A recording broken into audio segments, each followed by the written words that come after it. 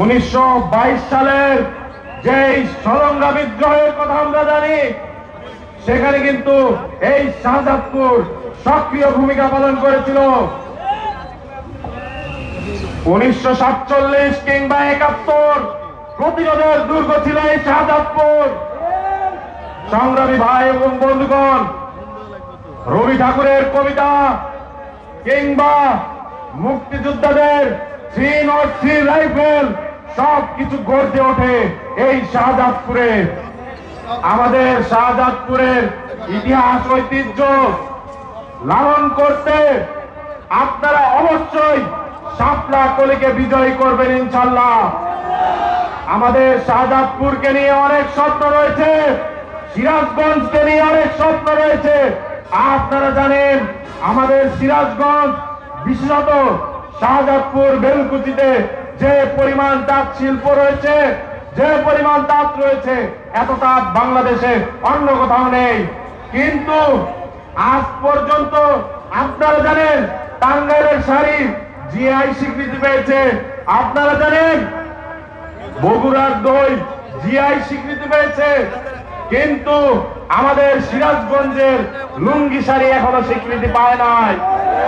কিংবা শাহজাদপুরের যে দুগ্ধ শিল্প রয়েছে, সেটারও জিআই স্বীকৃতি নাই। আপনারা জানেন এই উপমহাদেশে, ভারতীয় উপমহাদেশের সবচেয়ে বড় গোচারণ ভূমি এই শাহজাদপুরে।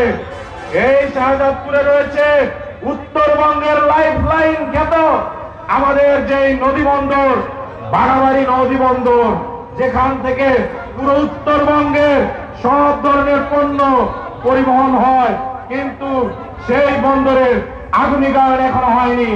যদি আপনারা শাপলা কলিকে ভোট দেন, তাহলে আমাদের তাঁত শিল্প বাঁচবে। যদি আপনারা শাপলা কলিকে ভোট দেন, তাহলে আমাদের দুগ্ধ শিল্প বাঁচবে। যদি আপনারা শাপলা কলিকে ভোট দেন, তাহলে উত্তরবঙ্গের লাইফ লাইন আমাদের যেই বাঘাবাড়ি নদী বন্দর, সেটি আধুনিকায়ন হবে ইনশাআল্লাহ। আপনারা শাপলা কলিতে ভোট দেবেন তো?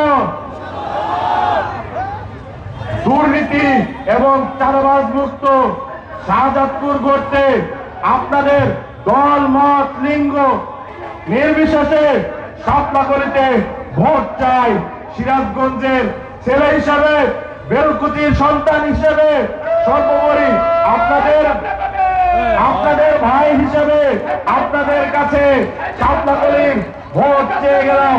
ইনকিলাব, ইনকিলাব, ইনকিলাব, ইনকিলাব।